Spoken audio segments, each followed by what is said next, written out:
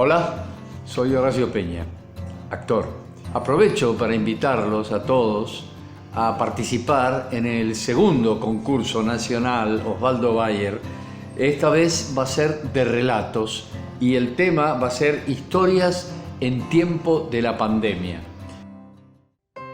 A Juan Gelman lo leí por primera vez en el baño del colegio. Tendría 14 o 15 años. Para ese entonces ya había liquidado al boom y creía que el único poeta en el mundo era Benedetti. Por desgracia o por suerte, en la biblioteca popular del barrio ferroviario no había otros libros. Un amigo me había pasado el libro de Gelman a cambio de una edición de Sobre héroes y tumbas que le había robado a mi tío. Era una antología de Losada que abarcaba desde violín y otras cuestiones hasta carta a mi madre. Cuando sonaba el timbre de vuelta a clase, yo me quedaba en el baño, me paraba en el inodoro, calculaba que todos estuvieran dentro de las aulas y sumergido en el silencio que retornaba al patio, me sentaba sobre la tapa del inodoro a leerlo. De esas primeras lecturas recuerdo que tenía la sensación de estar leyendo una antología universal en lugar de la antología de un solo tipo. Ese tal Gelman cambiaba de voz, de tono, de ritmo, de respiración de un poema a otro. Encima hablaba de revolución, de compañeros caídos, de amores en cuartos clandestinos, de los que sufren y de los que lloran. Yo tenía la certeza de que eso debía de ser un escritor. Gelman era claro, bondadoso, inteligente y, si era necesario, con un verso te sacudía la ropa. Luego, en el 2002, entré a una universidad de posguerra tras demasiados años neoliberales. Llegaron los Aira, los Bellatín y otra pandilla de escritores que celebraban el fin de la época. Nadie hablaba de Gelman. Yo tampoco. Como a las novias de la adolescencia tenía terror de volver a cruzármelo por miedo a que me parezca estúpido o fuera de época. Al poco tiempo me di cuenta de que el estúpido era yo. Y antes de perder el humor, me fui de letras. Después de abandonar letras en 2 universidades nacionales, me anoté a estudiar sociología en la UBA. Había conseguido trabajo en una librería porteña y el salario mínimo vital y móvil determinaba mis decisiones intelectuales y geográficas. La librería quedaba en la calle Maure, en el bypass del corazón de Buenos Aires, Las Cañitas. El local era chico y hermoso, un rectángulo de 12 por 3 lleno de libros, como las cajas de zapatos que se usan en las mudanzas. Durante las tardes que no entraba nadie, pensaba que en cualquier momento lo iban a embalar y que 2 fleteros lo revolearían a una camioneta conmigo adentro. Mientras esperaba a los fleteros, leía todo lo que pasaba por mis manos. Si no tenía un libro abierto, desplegaba sobre el mostrador las páginas de un diario. Sí, un diario en papel, eso dije. Hubo una época en que el diario se leía en papel, incluso tenías que pagarlo. Yo lo compraba antes de tomarme el tren en el conurbano, en la estación de Temperley. Alternaba su lectura con la del libro de turno para suavizar la hora y media de viaje que tenía hasta Las Cañitas. Un viernes de 2007 entré a la librería con el diario en la mano. En la foto de tapa estaba Juan Gelman con un cigarrillo entre los dedos y la palma de su mano izquierda en la frente, como sosteniendo la cabeza. El titular decía «Valer la pena». El poeta de Villa Crespo había sido premiado con el Cervantes. El dueño de la librería, un hombre pequeño que acababa de hacerse un implante capilar, estaba sentado en el taburete detrás del mostrador. Lo saludé y le dejé el diario sobre la carpeta gris de facturas a pagar que estaba revisando. ¡Qué bueno!, me dijo, como si le hubiese anunciado que esa semana Anagrama hacía descuentos. Luego agregó, ¿quién lo edita? Saiz Barral, contesté. Llamá y pedí 20 en consignación, me dijo. Ponelo en la mesa, va a volar. Antes de putearlo y que me despidan con justificación, opté por subir al entrepiso y fijarme qué había de Gelman en la biblioteca de poesía. Solo quedaban 3 ejemplares de Mundar y 1 de Velorio del Solo. ¡Llamaste!, me dijo el dueño al verme parado hojeando Velorio del Solo. Como si no lo hubiera escuchado, caminé hasta la otra punta del entrepiso en donde había un escritorio con una computadora. Me senté sobre 2 cajas embaladas y leí al azar. Entre tantos oficios ejerzo este que no es mío. Como un amo implacable, me obliga a trabajar de día, de noche, con amor. ¿Podés bajar, por favor?, me interrumpió el dueño elevando el tono. No le di bola, seguí. Bajo la lluvia, en la catástrofe, cuando se abren los brazos de la ternura o del alma, cuando la enfermedad hunde sus manos. Paré para respirar. Detrás del mostrador no había nadie. Cuando bajé la cabeza para seguir leyendo, escuché retumbar los escalones de madera. Luego, los pasos veloces del dueño sonaron en el suelo de chapa del entrepiso. Se paró frente a mí. Su cuerpo me tapó la luz de las dicroicas que iluminaban las páginas. Algo me dijo, no lo entendí. Seguí leyendo hasta el final. Tardé 2 meses, 9 telegramas, 3 cartas documento y 2 reuniones de conciliación para desvincularme de la librería de las Cañitas.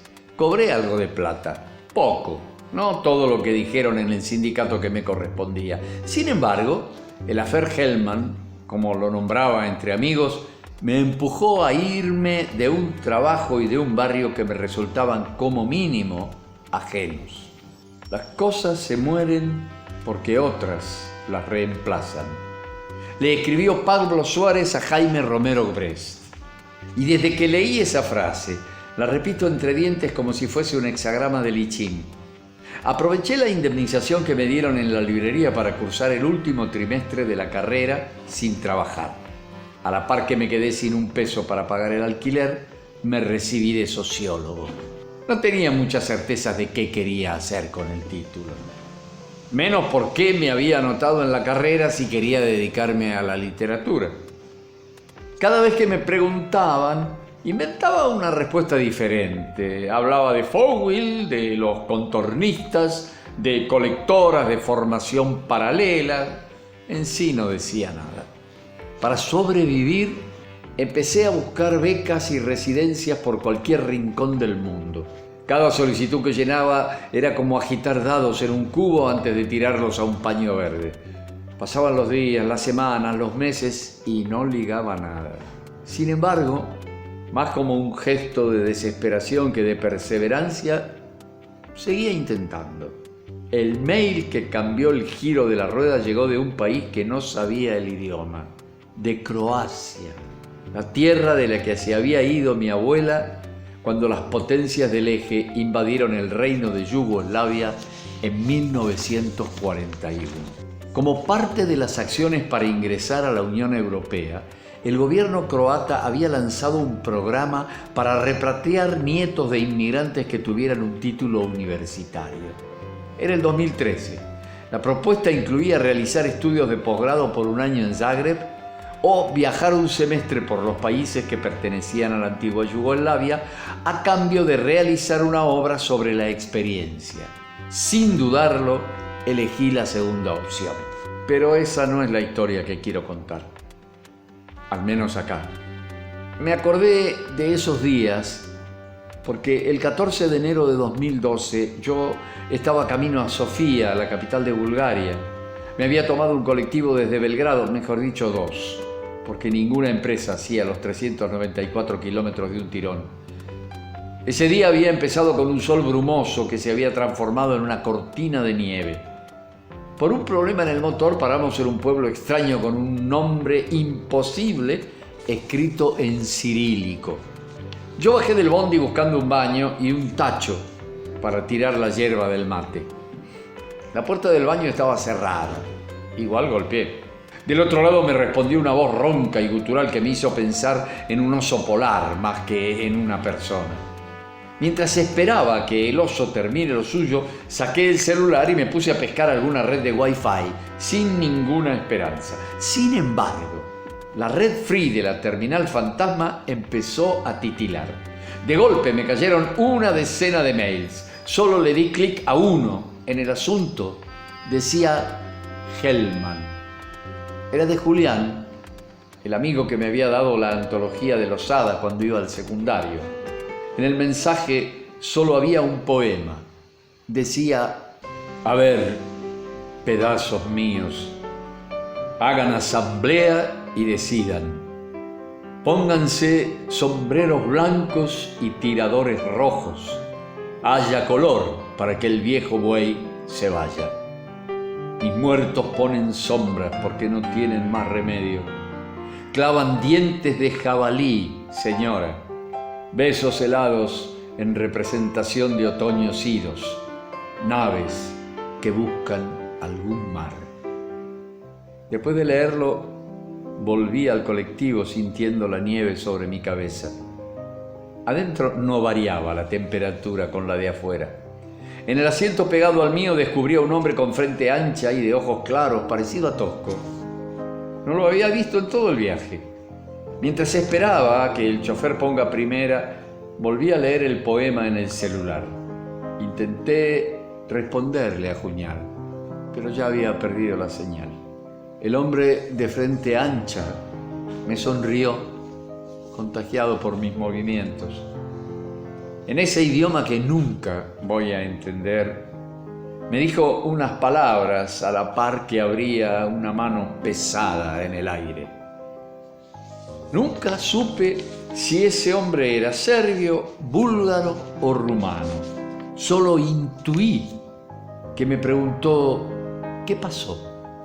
Yo acepté la mano, se la sostuve con fuerza y le dije que me acababan de avisar que había muerto Juan Hellman, un poeta argentino, uno de esos escritores que siempre estuvo del lado del trabajador. El hombre hizo una mueca con la boca como si entendiera castellano. Luego nos recostamos en nuestros asientos a mirar la nieve por la ventanilla que cubría cualquier posibilidad de horizonte.